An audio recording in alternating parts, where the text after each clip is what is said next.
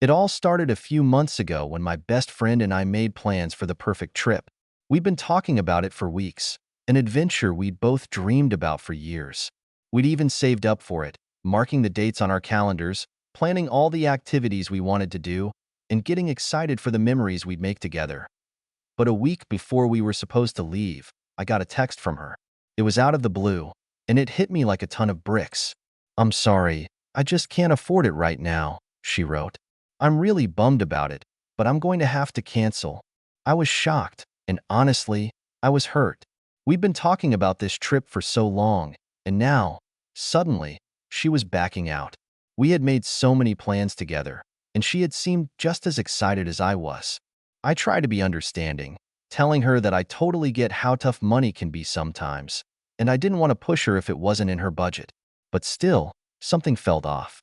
She had never brought up any financial issues before. I figured maybe she had a tough month or something, so I tried to reassure her that we could figure it out. Maybe we could go another time. Or if it helped, I'd cover some of her expenses. After all, we've been friends for so long, and I really wanted us to go on this trip together. But when I offered, she insisted that she couldn't take me up on that. "Don't worry about it," she said. "It's just not the right time." I tried not to take it too personally, telling myself that sometimes things just don't work out. But deep down, I couldn't shake the feeling that there was something more going on. Why would she cancel so last minute? We had been talking about this for months. A few days went by, and I tried to let it go. I figured maybe I was overthinking it. But then, something happened that I couldn't ignore. I was scrolling through my social media feed when I saw her post. It was a picture of her at an airport, suitcase in hand, looking as happy as ever.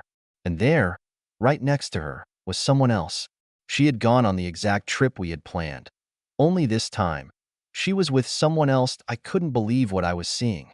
How could she cancel on me and go on the trip with someone else? I stared at the post, trying to wrap my mind around it. Had she lied to me? Was this some kind of joke? I couldn't understand why she would do something like this. We were supposed to go together, and now it seemed like she was rubbing it in my face. My emotions were all over the place. Anger, confusion, sadness, betrayal. I wasn't sure how to process it. I immediately reached out to her, but I couldn't find the words. I sent a message asking her what was going on, but I didn't get a response. The silence only made me more frustrated. Why wasn't she answering me? Had she really just expected me to brush this off? I had to know the truth, so I decided to call her. The phone rang, and I anxiously waited for her to pick up. When she finally did, I could hear the excitement in her voice. "Hey, I'm in such an amazing place. I can't wait to tell you all about it." She sounded completely carefree, as if nothing was wrong.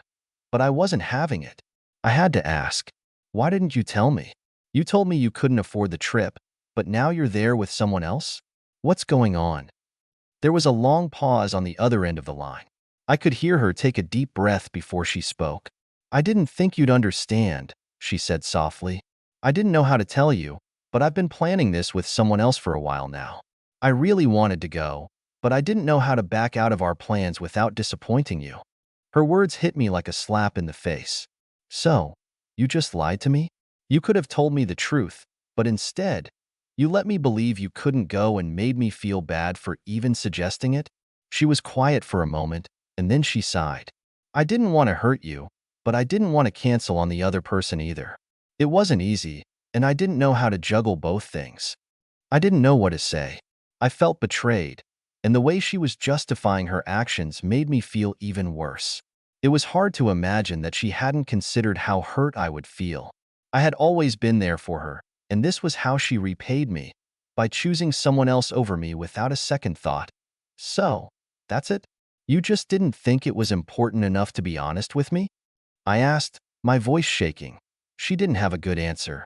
All I heard was more hesitation, more excuses. "I just didn't want to let you down, but I guess I ended up doing that anyway." I was so upset, I didn't even know what else to say. I ended the call quickly, telling her I needed some space. But as I hung up, I realized something. I couldn't just let this slide. I couldn't be the person who let people walk all over me, so I decided to confront her in person when she came back. I didn't know what I was going to say yet, but I knew I had to stand up for myself. I couldn't let her think it was okay to treat me like this. I was going to get some answers, whether she liked it or not. When she finally came back from the trip, I didn't waste any time. I wasn't going to let this drag on any longer. I called her and told her we needed to talk in person. She sounded surprised, but agreed to meet up at a local cafe that afternoon. When I arrived, I was already feeling a mixture of anxiety and frustration. I couldn't stop replaying the conversation we had on the phone, but I knew this needed to be done. I had to get the closure I deserved. She arrived a few minutes late, looking sun-kissed and relaxed. Nothing like the person I had last spoken to on the phone. She greeted me with a warm smile, but I didn't return it. I was still too hurt by what had happened. We sat down, and after a few moments of awkward silence, I looked her square in the eye and said, "I need to understand why you did this. Why didn't you just tell me the truth about the trip? Why didn't you just be honest with me from the start?"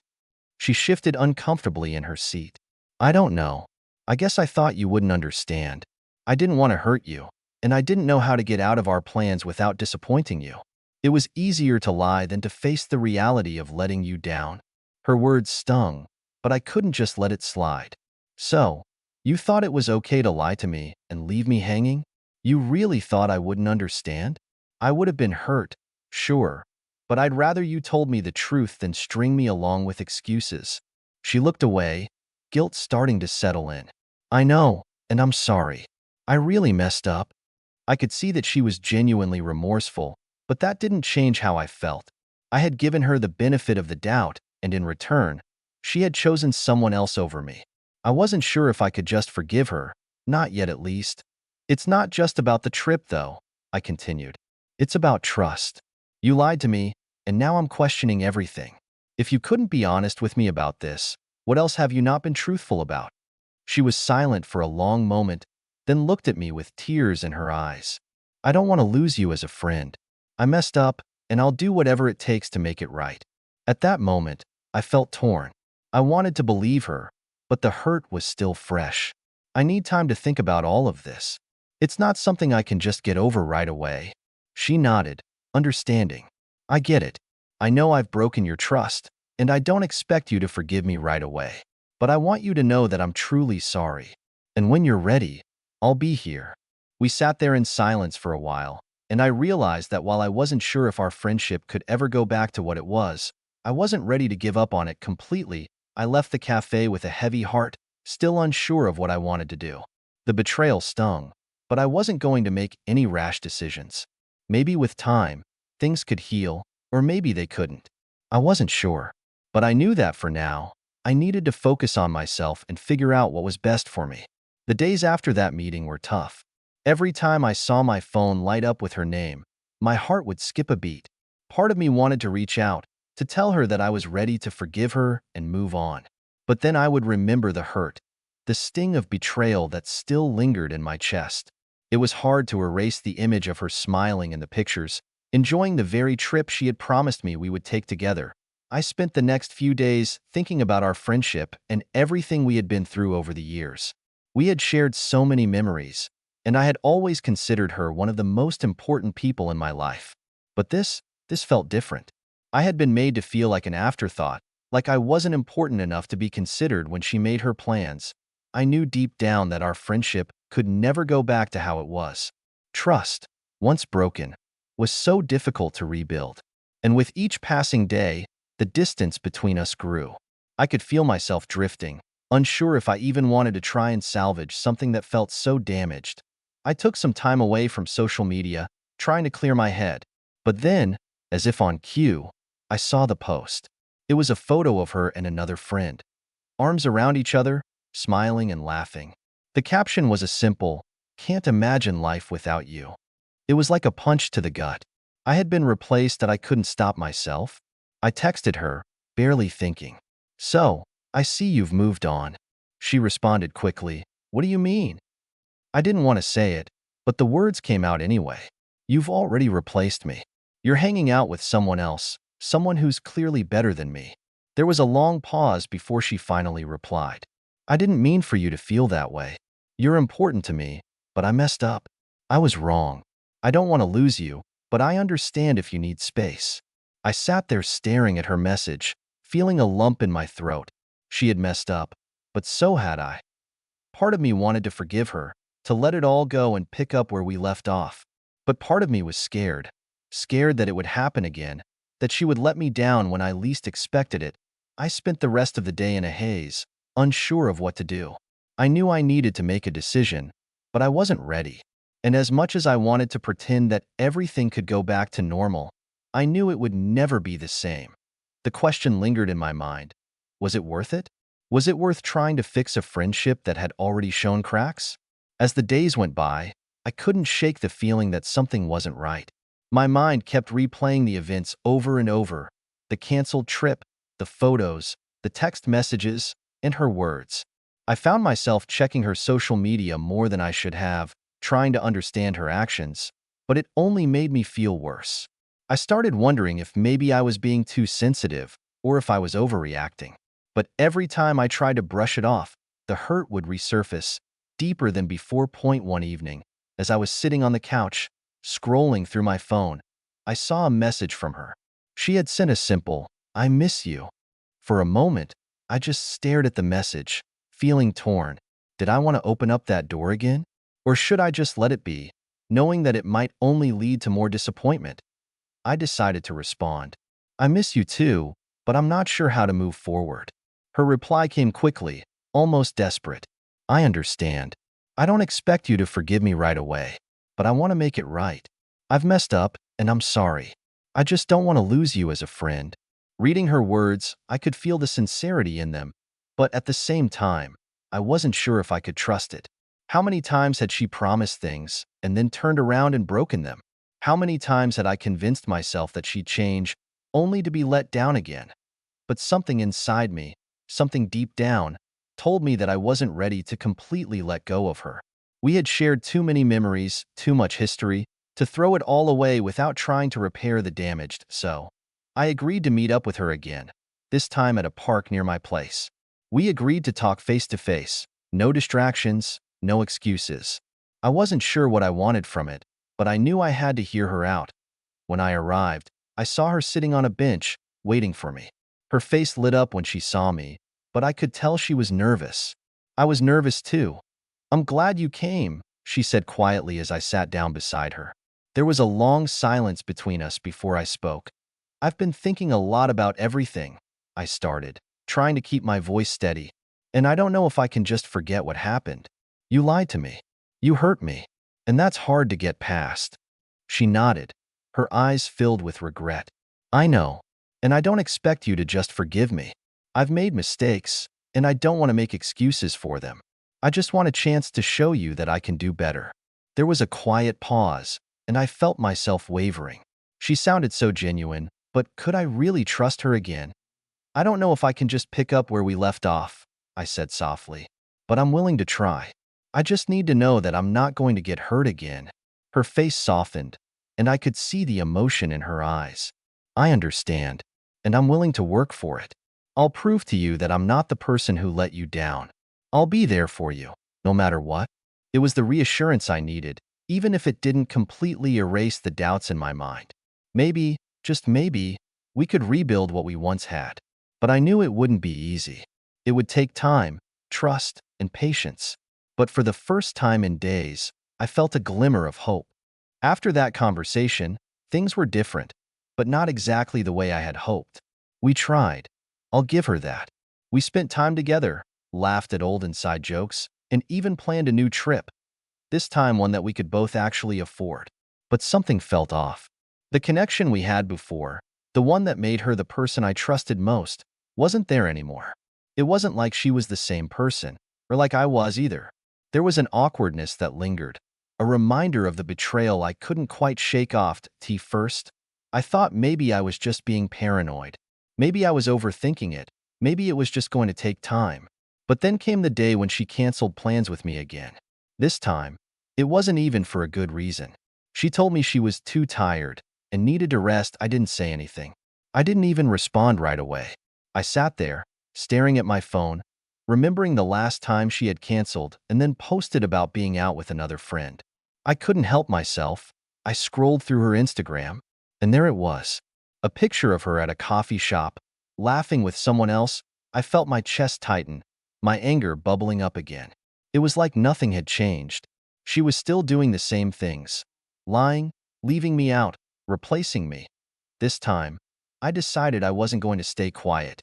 I wasn't going to keep letting her hurt me, just because I was afraid of losing the person I used to call my best friend. So, I sent her a text. I thought things were going to be different, but clearly, they're not. I'm tired of being your second choice. Her response came almost immediately. I didn't mean to hurt you. I'm sorry if you feel that way. I've just been busy. I never meant to make you feel like you're not important to me. But I knew that wasn't true. If I was important, I wouldn't have been pushed aside, again and again. She wouldn't have been out with someone else, enjoying the same things she promised to share with me. I wasn't just a backup plan. I deserved more than that. That night, I made a decision. I needed to walk away. No more giving her chances, no more waiting around for her to come through. The next day, I called her. I told her I couldn't keep pretending that everything was okay, that it was too hard to keep putting myself in a position where I was constantly disappointed. I wished her well, but it was time for me to let go. Her voice cracked when she spoke, but I couldn't let that sway me. I had made up my mind.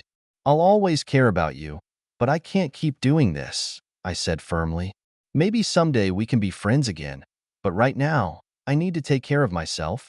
She stayed quiet for a long time, and I could hear the hurt in her silence. I'm really sorry, she finally whispered, but I wasn't looking for an apology anymore. I wasn't looking for empty promises.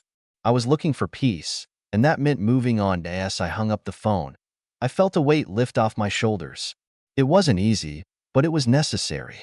I realized that sometimes, the hardest thing to do is let go of someone who used to mean so much. But I knew I had to, for my own well-being.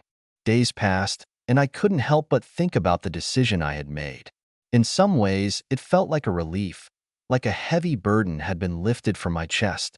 I was no longer constantly second-guessing myself, wondering if I was doing the right thing by trying to maintain that friendship. But in other ways, it was harder than I thought it would be. I kept picturing the fun times we used to have, the late-night talks, the trips we planned, the promises we made to each other. It felt strange, almost surreal, to think that all of that was gone now. I spent a lot of time reflecting, trying to make sense of it all. How had things gotten to this point? How had the friendship that had once been the most important thing in my life turned so toxic? Was it all just a gradual buildup of small disappointments? Or was there a turning point I hadn't noticed? As I thought more about it, I realized something that stung. It wasn't just the trip that had hurt me, it was everything. The lies, the broken promises, the times I'd been left waiting, the times she had chosen others over me. It wasn't just about one incident. It was a pattern of behavior that had been there all along, and I had ignored it because I didn't want to face the truth. I had been so invested in keeping the friendship alive that I had let myself be treated like an afterthought. One afternoon, I got a message from her. It wasn't a long text, just a short one. I've been thinking about everything, and I'm really sorry for how I treated you. I hope we can talk soon. My first reaction was to ignore it. But then, I stopped myself. Maybe I needed closure. Maybe I needed to hear her side, one last time, before I fully moved on. So, I agreed to meet up. We met at a small cafe. When I walked in, I saw her sitting at a corner table, waiting. She looked a little different, more put together, but there was a sadness in her eyes. I sat down, and for a moment, neither of us said anything. It was one of those heavy silences that hangs between two people who know something has changed but don't know how to put it into words. Finally, she spoke. I've been selfish. I know I've hurt you, and I can't take that back. I've realized that I've been prioritizing other people, other things, over our friendship, and I'm really sorry for that. I listened, but part of me was still guarded. She was saying all the right things now, but had she really changed? Or was this just another one of her apologies that would lead to the same old behavior? I'm not asking for forgiveness, she continued, but I want you to know that I'm working on myself. And if you ever want to try again, I'll be here. For a moment, I considered what she said. Could I really forgive her and try again? Could I trust her not to hurt me again? I wanted to believe that people could change, that this conversation meant something, but deep down, I knew I wasn't ready to go back to where we had been, so I told her what I had learned. I appreciate your apology. I do. But I've realized that I need to let go. I can't keep waiting for things to change when they never do. Her eyes filled with tears, and I felt a pang of guilt, but I knew this was the right choice. I had to choose myself this time. Maybe one day, we can reconnect, I said softly, but for now, I need to keep moving forward. We said our goodbyes, and as I left the cafe, I felt both sad and relieved. I had made the hard choice, but I was proud of myself for doing it. I wasn't the same person who had put up with her mistakes, and I wasn't going to let anyone treat me like that again. What do you think? Did she make the right choice by walking away? Or should she have given her friend one more chance? Let us know in the comments below. Everyone's got their own perspective, and we'd love to hear yours. And if you want to hear more stories like this, be sure to subscribe. More drama and more life lessons are coming your way. You won't want to miss it.